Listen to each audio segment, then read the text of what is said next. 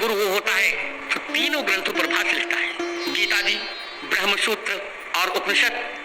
आपके स्नेह से मित्र, मैंने 1998 में ही तीनों पर भाष्य लिख लिया था।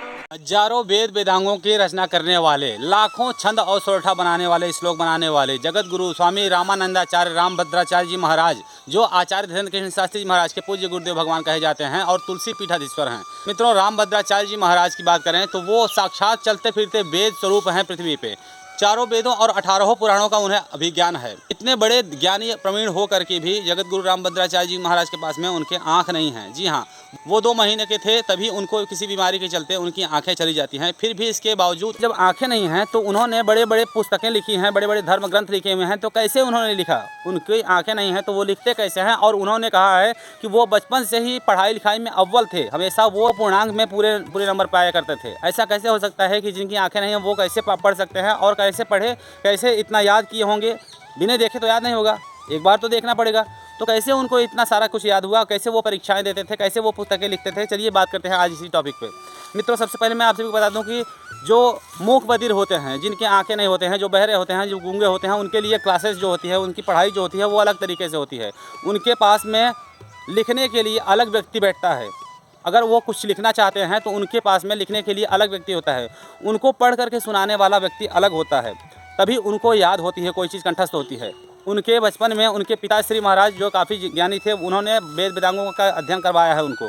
उसके बाद में उनके गुरुओं ने उनको अध्ययन करवाया है। हालांकि जगत गुरु रामभद्राचार्य जी महाराज के पास में एक बड़ी जो कृपा थी, भगवान की असीम अनुकंपा थी माँ सरस्वती की, कि उनको एक बार ही पढ़ लेने के बाद दूसरी बार उन्हें पढ़ाने की या सुनाने की आवश्यकता नहीं होती थी। एक बार अगर कोई चीज़ उन्हें सुना दिया जाए तो दूसरी बार उन्हें सुनाने की आवश्यकता नहीं होती थी, उन्हें कंठस्थ हो जाया करता था। ये उनकी जो चमत्कारिक शक्ति थी। लेकिन अब बात करते हैं, उन्होंने कई सारी पुस्तकों का विमोचन किया है। मोदी जी के साथ में भी आपने देखा होगा कि उन्होंने पुस्तकों का विमोचन किया है। तो कैसे किया होगा, कैसे लिखा होगा वो पुस्तकें? उन्होंने कहा कि मैंने लिखी मतलब ऐसा नहीं है कि उन्होंने लिखा। लिखने वाला अलग व्यक्ति होता है, उनका असिस्टेंट कह सकते हैं या फिर उनका सेवकदार कह सकते हैं, जो भी कह लें। लिखने वाला अलग व्यक्ति होता है। रामभद्राचार्य जी महाराज वो बताते हैं सारी चीज़ें जो लिखना होती है।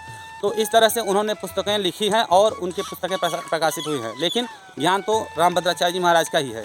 अब बात करते हैं कि स्वामी रामभद्राचार्य जी महाराज को एक बार में ही पढ़ लेने के बाद में सारी चीज़ें याद कैसे हो जाती थी, सारी चीज़ें कंठस्थ कैसे हो जाती थी।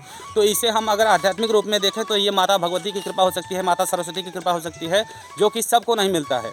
अगर हम उसे वैज्ञानिक दृष्टिकोण से देखें तो कहते हैं, विज्ञान जो मानता है, विज्ञान ये मानता है कि जिनकी आंखें नहीं होती हैं वह संसार के अन्य चीज़ें नहीं देखता है, उसका दिमाग मजबूत होता है। मजबूत क्यों होता है? मजबूत इसलिए होता है क्योंकि अगर सामान्यतः अगर हम अपनी बात करें तो हम अभी अगर आराम कर रहे होते हैं, कहीं बैठे होते हैं, खाली टाइम में बैठे होते हैं, तो हम क्या सोचते हैं? हम वही सोचते हैं जो हम दिनचर्या में देख रहे होते हैं। उसका घर कितना अच्छा है, उसका वर्क कितना अच्छा है, वो मार्केट कितना अच्छा है, वो गाँव कैसा है, उसका परिवार का वो बच्चा कैसा है। क्यों सोचते हैं? क्योंकि हम देख रहे होते हैं सारी चीज़ों को।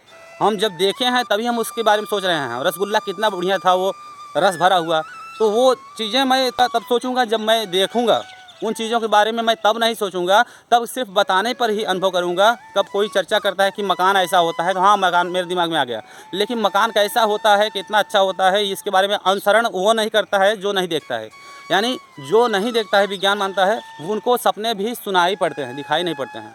तो इस तरह से जो लोग देखते नहीं हैं वो अनुसरण नहीं करते हैं उन चीज़ों की अनुसरण नहीं करते हैं, तो उनको केवल याद करने की और सुनने की जो क्षमता होती है वो ज़्यादा तेज़ बढ़ जाती है, ये विज्ञान मानता है।